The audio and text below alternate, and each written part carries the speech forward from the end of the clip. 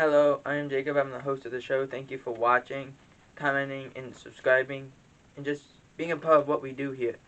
Now, there was a lot of intrigue heading into Week 7. Not a lot of interesting games, but more of things that ended Week 6 that, for instance, the officiating, and I brought this up. It was terrible. I don't understand why. I'm not an official. I have no idea. But according to Mike Pereira, who was the head of officiating and a former official himself, he said it's because they're asking these refs to do so much, and when instant replay started, they thought, okay, this is going to help a little bit. But now it's the situations have changed. Everything's a judgment call, and then you don't know what's going to happen. Like the Cowboys vs. Patriots, there was 12 penalties on the Cowboys. And I'm still trying to figure out, and we'll talk about it in a few minutes, or in a next video, about how one of the penalties wasn't even on camera. And there's no footage of it. But like, well, if there's no footage of it, how are you going to call a penalty? We don't know what it is. And so it makes no sense. We have no idea where it came from. It doesn't make any sense at all. So Mike Tomlin was talking about on Sunday Night Football after they beat the Seattle Seahawks, which in a game shouldn't have been as hard as it was. Mike Tomlin said, quote, "The officials reviewing the catch, that they couldn't figure out if it was a catch or not, is an embarrassment." And that's basically all he said. It's an embarrassment. And he's 100% he's 100% right. 100%. You can't give them, because when the Seahawks are trying to go snap the ball and spike the ball down so they have a chance to get their field goal unit on the field, they want to do that. But to know, hey, you're going to have, they got down with 2 seconds, snapped the ball, and there's 1 second. And then they say, well, no, we tried to review it, and we're going to put 3 seconds back on the clock. It's understandable why Tomlin was upset. The officials were going after them all night. It was a lot of bad penalties called in through that whole week. It didn't make any sense at all. So you can understand Tomlin's frustration, who is a very calm and composed person on his own. We've never really seen him on camera get agitated as much as he was in a game against Seattle. So it was actually kind of strange, because I remember watching it. I was like, he's really mad. Like, he's extremely mad.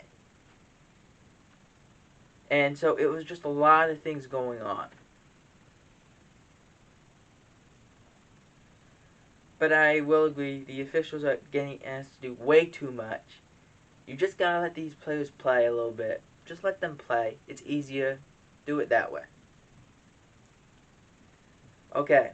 At the end of the Cowboys beating the New England Patriots, Dak was shown in a walking boot. After the MRI, it was not a really big deal at all.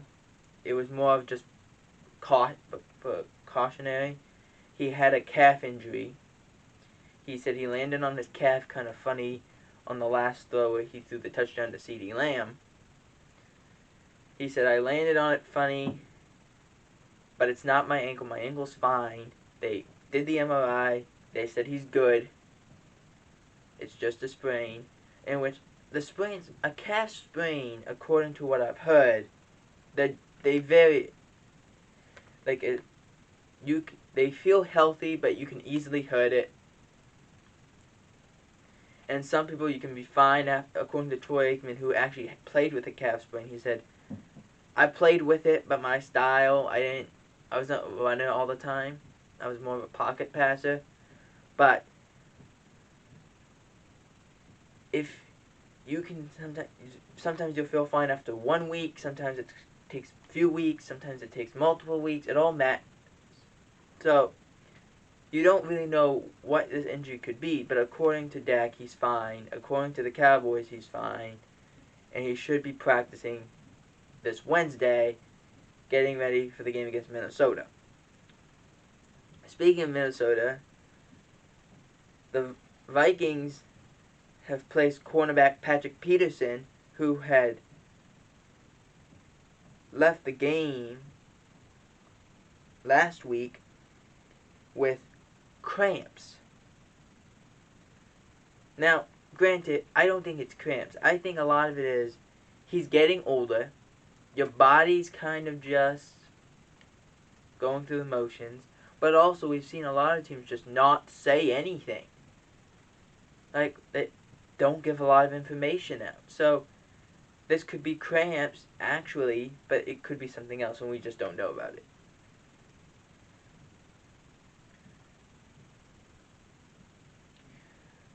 Kareem Hunt, who suffered through a calf injury, ended up not playing against the Broncos, and he's to miss several weeks.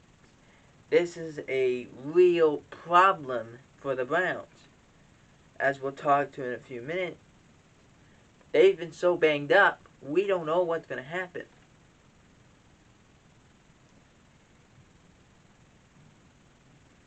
The Seattle Seahawks, who've also been banged up, and it was the Seahawks head coach Pete Carroll said that they have been talking to Cam Newton. Is this because they feel that Geno Smith is not good or not ready? No. They feel that it's better to weigh your options. This is all it is, just weighing your options. Newton, who's recently been vaccinated, who wasn't vaccinated before, now is vaccinated. So he's now starting to get calls about the situation. Because it's too much to go and say, well, we want to bring this guy in, but we got to wait 5 days. No, we can't do that. We don't have enough time. So let's go get someone else that is already good. So you kind of lose opportunities. He kind of gets those opportunities back. He can't get into the facility, go and do his things. The Texans have released veteran pass rusher Whitney Merciless, who ended up signing with the Green Bay Packers. So the Green Bay Packers defense is actually looking really solid. They bring in Jalen Smith from the Cowboys. They bring in Whitney Merciless from the Texans, who both of them are Pro Bowlers. So they've done something that they're really good at and have experience while doing it. And you got them on the cheap. That's the best way to do anything.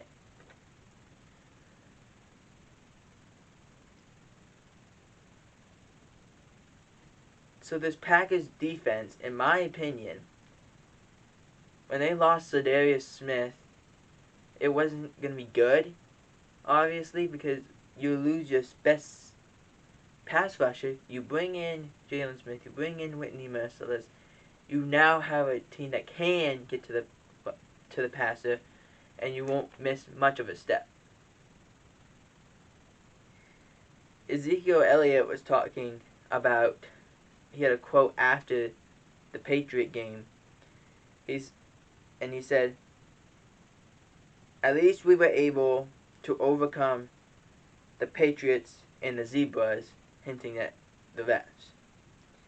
And I agree. I 100% agree. You can't call those all bad penalties, but they were throwing flags that probably 6 of them are accurate. Some were very close, but not really. You gotta let them play it out. And others, they were just like, no, there's no flag there. And I think that's the whole issue, is that there were, in a lot of cases, no flags in that situation, but they were thrown. Packers coach Matt LaFleur tells reporters that All-Pro left tackle David Bakhtiari will begin his practice window this past week. The reason is they have a 3-week window for players that if they're on IR and you're designated to come back, you have a 3-week window. And in those 21 days, the team can decide when to bring you back. Now, sometimes it's week 1 of that, sometimes it's week 3 of that. It all depends. But with Bakhtiari, the Packers do need some help on the offensive line. They're probably going to try and bring him back as quickly as they can. If he's not ready, then that's a different story. But if he's ready, they're going to bring him back as quickly as they can. The Jacksonville Jaguars have decided to release veteran kicker Josh Lambo. And this is a problem for the Jacksonville Jaguars. You cannot continue to do this anymore. Continue to lose guys because they missed 1 or 2 kicks. You have to just say, you know what? He gives us the best chance right now. Why are we releasing him? That's what you gotta do, and that's what the Jacksonville Jaguars should do. Don't release every veteran you have. Keep some guys around. Help them work around the other guys and learn this new system altogether.